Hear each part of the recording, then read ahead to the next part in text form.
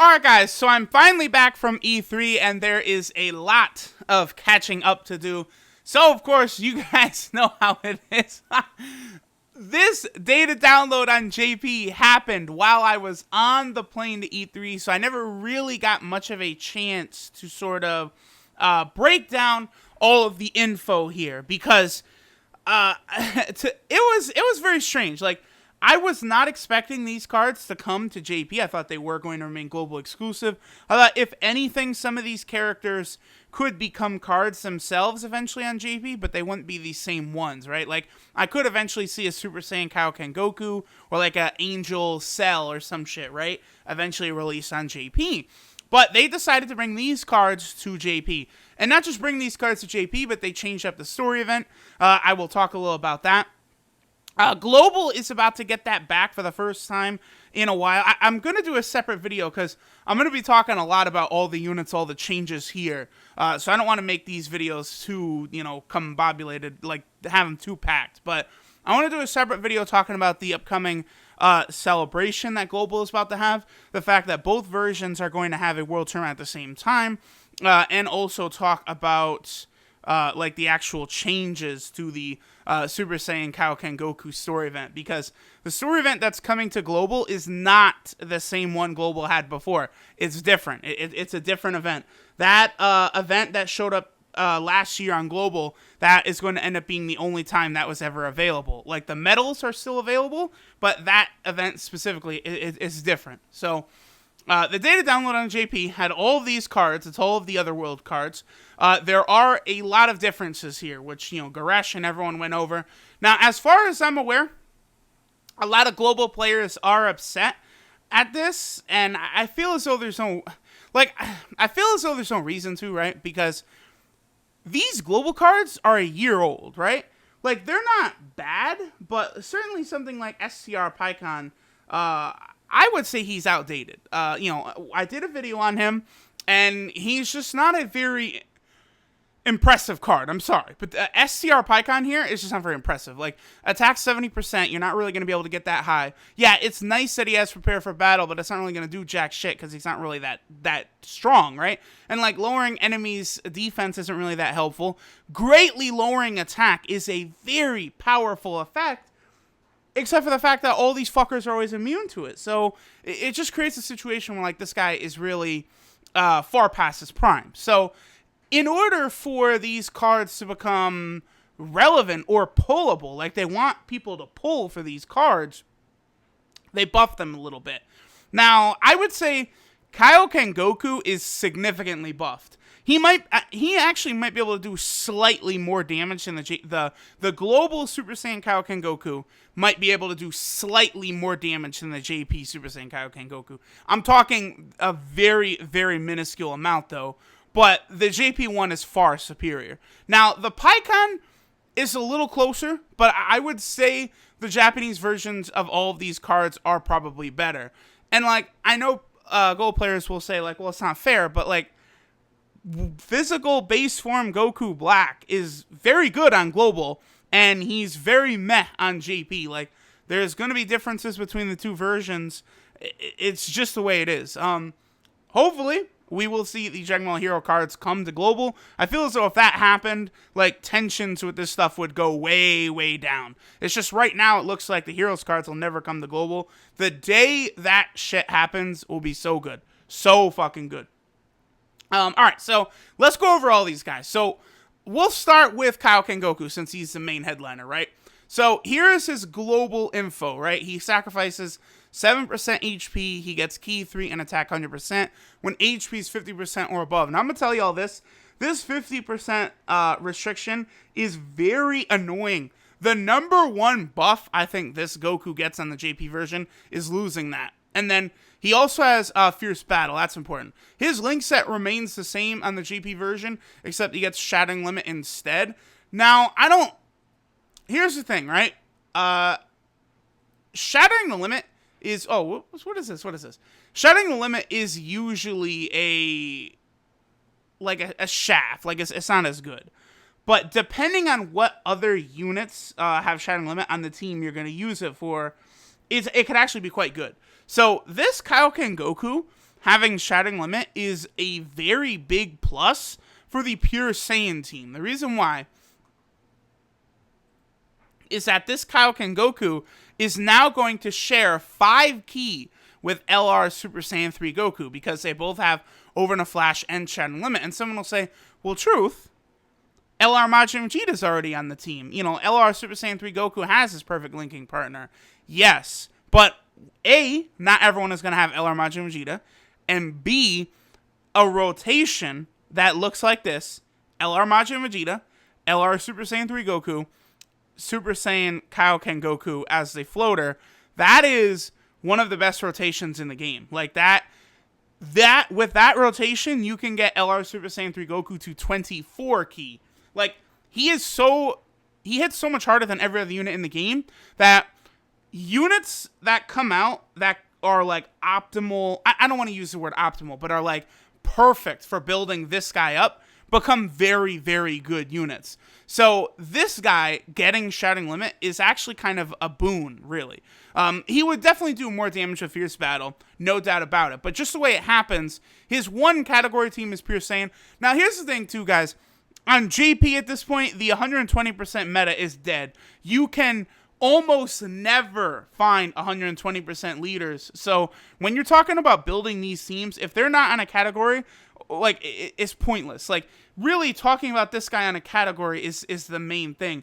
The other team he is pretty good on, which a leader you do see all the time, is the Tech Vegito Blue Hero team. This guy is an outstanding unit for that team.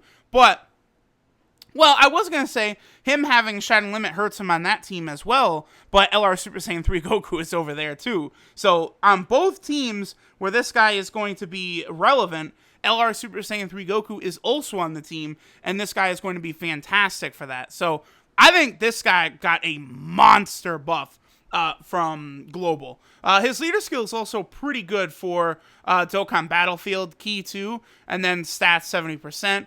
He only sacrifices 5% health, whereas he sacrificed 7% on Global. That's pretty good. He completely loses the restriction on GP. He gets Key 4, attack 120% at the start of turn, and a medium chance to evade enemy attacks. So he has the same dodge chance as Janemba. This guy is really, really good. He's going to be a very fun unit to use.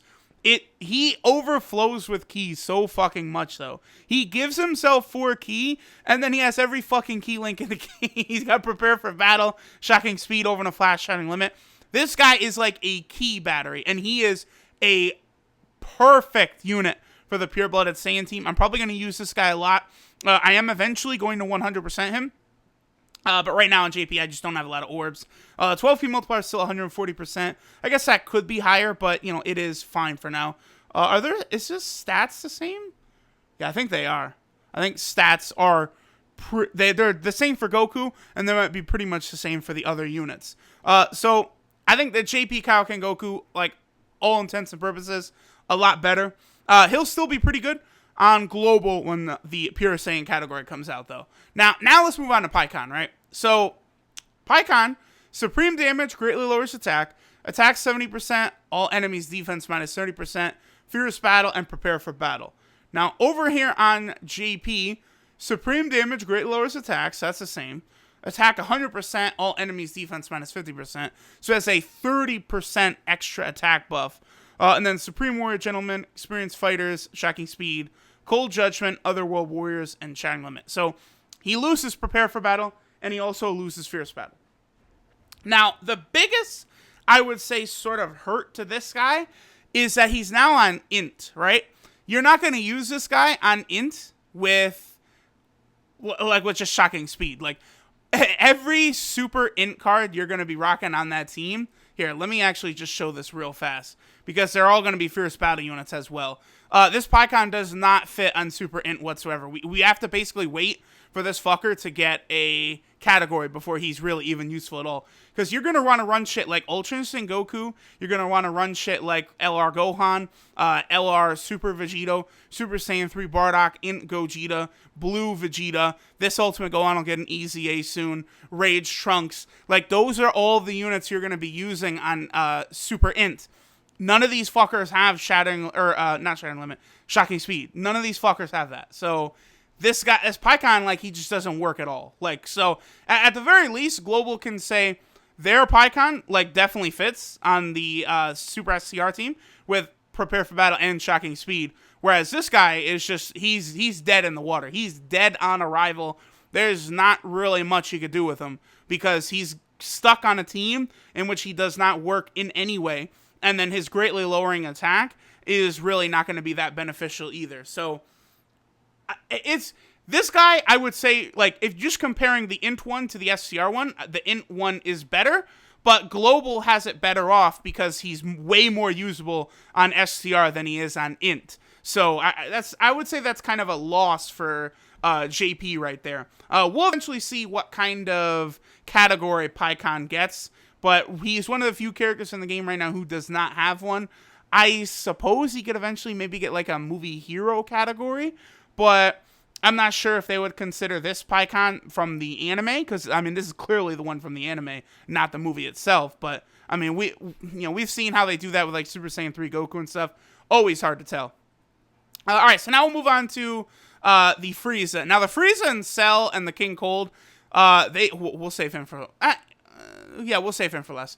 The Frieza, Cell, and King Cold, they just have monster buffs on JP. There's no like back and forth, give or take. Like supreme damage, rare chance to stun, 90% when performing a super attack, and then on Japan, raises attack and causes supreme damage, attack 100% and defense 80% when performing a super attack. Very, very powerful buff. Universe's most malevolent, strongest clan in space, shocking speed, prodigies, nightmare, otherworld warriors. This guy would probably fit on extreme tech, kinda. There are some other extreme tech Frieza race characters you could link him up pretty well with, like Tech Golden Frieza or Tech Cooler as well. Not bad. He does not have a category that's interesting.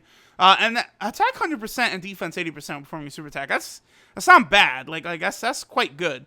We'll see if he eventually awakens, if anything could happen. People are also theorizing that the Frieza and Cell could awaken on Global when the event comes back. I don't necessarily think so, but I suppose it could happen. Alright, so now we have Cell, right? So Cell was supreme damage and lowers defense, and then attack 15% for every key sphere obtained.